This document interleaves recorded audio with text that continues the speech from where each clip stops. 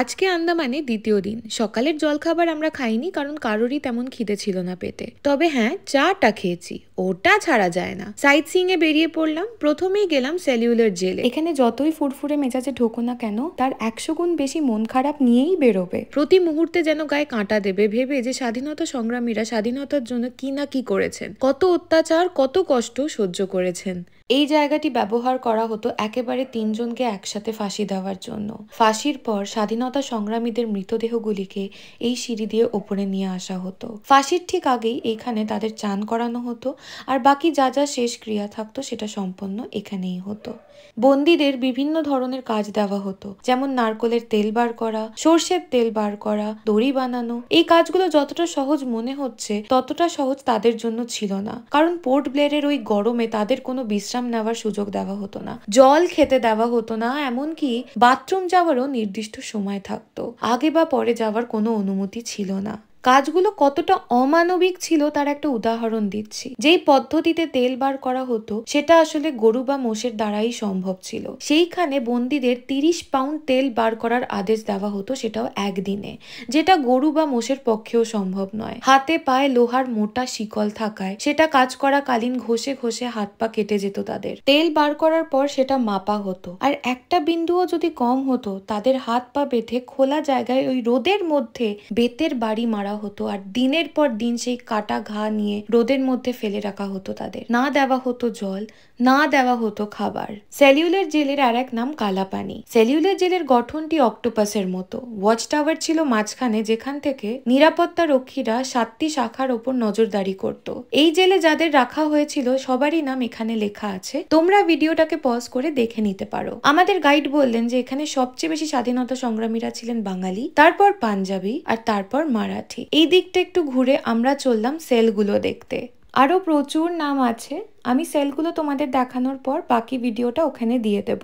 প্রত্যেকটি শাখা 3 তলার, আর সব মিলিয়ে 696 খানা সেল ছিল। সেলিউলার জেলের প্রত্যেকটি কক্ষের উচ্চতা 3 মিটার মতো। প্রত্যেকটা সেলে একদম ওপরে একটা করে ঘুলঘুলি ছিল। তোমরা ভাবছো এখান থেকে কেন কেউ পালানোর চেষ্টা করেনি? পালাবেই বা কোথায়, চারিদিকে যে জল। বলা হয় 200 জন বন্দীরা একবার পালানোর চেষ্টা করেছিল। ধরা পড়ে যাওয়ায় প্রায় 70 জনকে একসাথে ফাঁসি দেওয়া হয়েছিল, আর বাকিদের ওপর যা নির্যাতন করা হয়েছিল সেটা কল্পনারও বাইরে। কক্ষগুলি এমন ভাবে বানানো হতো যাতে কোনো বন্দী কারোর মুখ পর্যন্ত দেখতে না পান। তাদের যোগাযোগের উপায় পর্যন্ত রাখা হয়নি বিপ্লবী কার্যকলাপ আটকানোর জন্য। এই সেলগুলোতে যেই সংগ্রামীরা থাকতেন তাদের মাটিতে শুতে হতো, আর সেই সাংঘাতিক গরম তাপে তারা ঘুমাতেই পারতেন না, পিঠে এত ঘামাচি বেরিয়ে যেত। জামাও দিনের পর দিন বদলাতে দেওয়া হতো না, তাতে সারা গায়ে ঘা হয়ে যেত তাদের। বাথরুমের ব্যবস্থা সেলে ছিল না। 2টো বাটি দেওয়া হতো, যেটা তাদের ব্যবহার করতে হতো বাথরুম যাওয়ার প্রয়োজন হলে। এই বাটিগুলো পরিষ্কার করা হতো দিনে শুধু একবার। তাছাড়া খাওয়া দাওয়া সবই এই নোংরা বাটিগুলোর পাশে তাদের করতে হতো। খাবারে দেওয়া হতো ঘাসের সবজি, বিভিন্ন জন্তুর মাংস, আর নোংরা জল খেতে দেওয়া হতো। তাতে তাদের পেট প্রায়ই খারাপ হতো। আর প্রথমেই বলেছিলাম যে 2টো সময় ছাড়া বাথরুম যাবার অনুমতি ছিল না, তাহলে বুঝতেই পারছো যে কিরম অবস্থায় রাখা হতো এনাদের। একটু এগিয়ে গেলেই এরম একটা সুন্দর ছাদ আছে, কিন্তু ভেতরে মানুষের ওপর যেভাবে অত্যাচার চলতো তারপরে এই সৌন্দর্যের কোনো মানে হয় না। এই অত্যাচার সহ্য করতে না পেরে প্রচুর স্বাধীনতা সংগ্রামীরা আত্মহত্যা করেন, আর অনেকেই মানসিকভাবে বিপর্যস্ত হয়ে পড়েছিলেন। যতক্ষণ এখানে ছিলাম ভীষণ কষ্ট হচ্ছিল। এখান থেকে বেরিয়ে একটা প্রশ্নই বারবার মাথায় ঘুরছিল আমার, মানুষ কি সত্যি এত নিষ্ঠুর হতে পারে? যারা অত্যাচার করতো তাদের কি একটুও কষ্ট হতো না? কিন্তু কি বলতো, পাপ কুড়িয়ে কেউ শান্তি পায় না। ডেভিড ব্যারি, সেলিউলার জেলের সবচেয়ে অত্যাচারী জেলার, নিজেকে ভগবান মনে করতেন। তার মতো ভয়ঙ্কর অত্যাচার আর কেউ করেনি সংগ্রামীদের ওপর। বেতের বাড়ি, উল্টো করে ঝুলিয়ে চাবুক বা ডান্ডা দিয়ে মারা কিছুই বাদ দিতেন না উনি। পরবর্তীকালে তার পক্ষাঘাত হয়, খুব কষ্ট পেয়ে মারা গেছেন নাকি উনি, আর মারা যাওয়ার পর তার মৃতদেহ নাকি তার দেশেও ফেরেনি। আমি যা যা তোমাদের বললাম এটা খুব জোর পুরো ঘটনাটির অর্ধেকটা, আর এইটা পুরোটা গুছিয়ে আমায় বলতে সাহায্য করেছে আমার ভাই। ইতিহাস আর স্বাধীনতা সংগ্রামীদের ব্যাপারে ও পড়াশোনা করতে খুব ভালোবাসে। সব স্বাধীনতা সংগ্রামীদের শ্রদ্ধা জানানোর জন্য এই শিখা সর্বক্ষণ জ্বলতে থাকে, আর এইটা সম্ভব হয় ইন্ডিয়ান অয়েল বিনামূল্যে সিলিন্ডার প্রদান করে বলে। সেলিউলার জেল ঘুরে ঠুরে আমরা লাঞ্চ করেছিলাম আঞ্জু কোকো রেস্টুরেন্টে। মেনু কার্ডে ডিপ ফ্রাইড স্কুইড ড্রিঙ্কস দেখে আগে সেটা 1 প্লেট অর্ডার করে ফেললাম। স্কুইড কিন্তু বেশ সাবধানে রান্না করতে হয়, একটু বেশি সেদ্ধ হয়ে গেলেই স্কুইডটা আর স্কুইড থাকে না, রাবার ব্যান্ড হয়ে যায়। এখানে একদম পারফেক্ট পারফেক্ট ছিল স্কুইড ড্রিঙ্কস গুলো। কিছুই না কিন্তু নুন, গোলমরিচ আর লেবুর রস দিয়ে ম্যারিনেট করে রেখে ব্যাটারে চুবিয়ে ভাজা, কিন্তু টাটকা স্কুইড তো স্বাদই আলাদা। আমাদের এতটাই ভালো লেগেছিল যে এক প্লেট শেষ না হতে হতেই আবার আর এক প্লেট অর্ডার করে ফেলেছিলাম। মেইন কোর্সে আমরা নিয়েছিলাম একটা গ্রিলড ফিশ প্ল্যাটার। টুনা আর কিংফিশ দুটোই অপশনে ছিল। আমরা নিলাম কিংফিশ, যেটাকে সুরমাইও বলে। বারবিকিউ সস, শেজওয়ান সস বা ইন্ডিয়ান স্টাইলে বানিয়ে দেওয়ার অপশন ছিল। জিজ্ঞেস করে নিলাম ইন্ডিয়ান স্টাইলে কিভাবে বানাবে। বললো নারকোল দুধ আর বেশ কিছু মশলা দিয়ে ঝাল ঝাল করে বানিয়ে দেবে। ব্যাস, আমরা রাজি হয়ে গেলাম। প্ল্যাটারে গ্রিলড ফিশের সাথে ছিল ফ্রাইড রাইস আর ফ্রেঞ্চ ফ্রাইস। মাছটা দারুণ ছিল,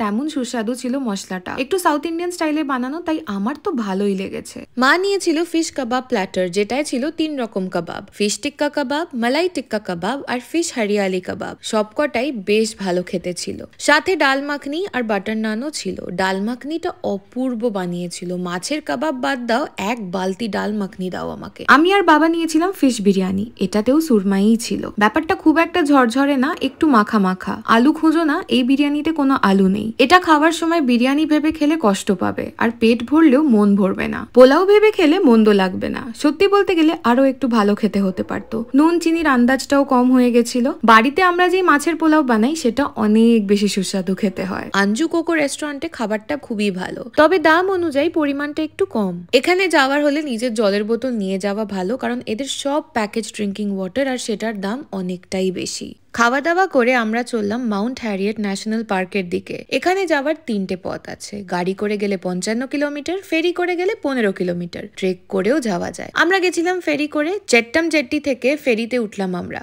গাড়ি ঘোড়া সব উঠে যাবে, ফেরি বা লঞ্চ দুটোই বলা যায় আর কি। প্রত্যেক 1 ঘন্টা অন্তর অন্তর ফেরি থাকে এখান থেকে। একটা গাড়ি আর 5 জনের জন্য টিকিট পড়লো 225 টাকার। পৌঁছে গেলাম ব্যাম্বু ফ্ল্যাট জেট্টিতে। এখান থেকে মাউন্ট হ্যারিয়েট 6 কিলোমিটার। যাওয়ার পথেই নিশ্চয়ই করে নামতে হবে নর্থ বে আর লাইট হাউস দেখার জন্য। জায়গাটা চিনতে পারছো না? আমাদের সেই 20 টাকার নোটটা মনে পড়ে। ওই নোটে যেই ছবিটা ছিল সেটা এখানকারই ছবি তুললাম বেশ কয়েকটা, তারপর রওনা দিলাম আবার। পৌঁছালাম মাউন্ট হ্যারিয়েট ন্যাশনাল পার্ক। বড়দের জন্য টিকিট 50 টাকা করে, আর ক্যামেরার জন্য আরো 30 টাকা আলাদা করে দিতে হবে। ঢুকতেই আগে চোখে পড়লো নিকোবারি হাট। এই নিকোবারি হাটগুলো জঙ্গলে যা যা পাওয়া যায়, যেমন বেত বা তক্তা, এইসব দিয়ে বানানো হয়। ব্রিটিশ রাজের সময় মাউন্ট হ্যারিয়েট প্রধান কমিশনারের গ্রীষ্মকালীন সদর দপ্তর ছিল।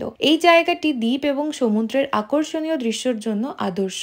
মণিপুরের স্বাধীনতা সংগ্রামীদের প্রতি শ্রদ্ধা জানাতে 2021 সালের 17 অক্টোবর থেকে মাউন্ট হ্যারিয়েটের নাম পাল্টে মাউন্ট মণিপুর রাখা হয়েছে। স্যাডেল পিক এবং মাউন্ট থুলিয়ারের পর এটি আন্দামানের 3য় সর্বোচ্চ শৃঙ্গ। যখন আমরা পৌঁছেছি এখানে ওয়েদারটা এত সুন্দর ছিল, আর তার সাথে এরকম মনোরম দৃশ্য।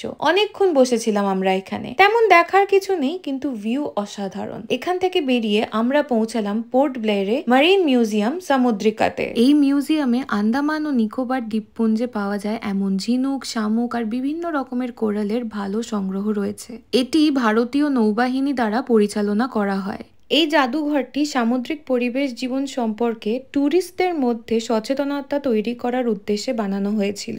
দ্য সামুদ্রিকা মেরিন মিউজিয়ামের 5টি ভাগ রয়েছে, যেখানে আন্দামান দ্বীপপুঞ্জের ইতিহাস, ভৌগোলিক তথ্য, আন্দামানের মানুষ, প্রত্নতত্ত্ব আর সামুদ্রিক জীবনের ইতিহাস নিয়ে গবেষণা করা হয়। এখান থেকে বেরিয়ে আমরা গেলাম করবিনস কোভ বিচে। সমুদ্রের ধারে যে খাবারের দোকানগুলো থাকে না, দেখলেই মনে হয় যেন হাতছানি দিয়ে ডাকছে। তাই বিচ ডিলাইট নামে এই দোকানটা চোখে পড়তে পৌঁছে গেলাম ওখানে। প্রচুর মাছ খাওয়া হয়েছে, তাই অর্ডার করলাম 1 প্লেট চিকেন শেজওয়ান মোমো। 160 টাকা প্লেট। এই মোমোগুলোর রং দেখে মনে হচ্ছিল যে মোমো তো নয়, যেন কোনো রেডিও অ্যাক্টিভ পদার্থ।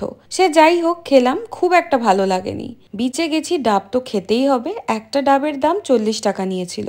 ভারী মিষ্টি ডাবের জল। তারপর দেখলাম একজন কাকু কুলফি বিক্রি করছে, তাই 15 টাকা দিয়ে এই কুলফি কিনে সমুদ্রের ধারে হাওয়া খেতে খেতে খুব মজা করে খেলাম। হোটেলে ফিরে চান ঠান করে শান্তি পেলাম। সারাদিন ধুলো বালি গায়ে বসে শেষ। চান করে যে কি আরাম। দেখতে দেখতে রাতের খাবার খাওয়ার সময় হয়ে গেল। প্রথমে নিলাম ককটেল কাবাব, টিবেটিয়ান রাইস, বেবিকর্ন মাঞ্চুরিয়ান আর শেজওয়ান ফিশ। ককটেল কাবাবটা হাড়াভাড়া কাবাবের মতো খেতে ছিল। শেজওয়ান ফিশটা দারুণ ছিল। মাছের জায়গা বলে কথা, মাছের যে কোনো রান্না ভালো হবেই। বেবিকর্ন মাঞ্চুরিয়ান আর রাইসটাও খারাপ লাগেনি। এবার একটু ইন্ডিয়ান সেকশনটা ঘুরে এলাম। নিয়েছিলাম ডাল মোহিনী, বাটার নান, তাওয়া ভেজিটেবলস, আরো 2টো ককটেল কাবাব আর আরো একটু শেজওয়ান ফিশ না নিলেই নয়। আমার এরকম মিক্সড ভেজিটেবল টাইপ সবজি ভীষণ ভালো লাগে খেতে। ডাল মোহিনীটাকে এটাকে ডাল ফ্রাই বললেও চলে। এখানে রান্না কিন্তু বেশ সুন্দর ছিল। মা পনির লাবাবদার নিয়েছিল, সেটাও একটু চেখে দেখলাম, খুব ভালো খেতে। আজকে কিন্তু মিষ্টি মুখের জন্য ফ্রুট কাস্টার্ড আর সেমাইয়ের পায়েস দুটোই দারুণ ছিল। আজকে পায়েসের নামে আর দুধ ভাত খাওয়াইনি। আর এইটা হচ্ছে এখানকার স্পেশাল লাড্ডু, যেটা গুড় দিয়ে নারকোল নাড়ুর মতো খেতে। খাওয়া দাওয়ার পর্ব শেষ হলো আর এইভাবেই কেটেছিল আমাদের দ্বিতীয় দিনটা। আজকে আসি তাহলে, টাটা।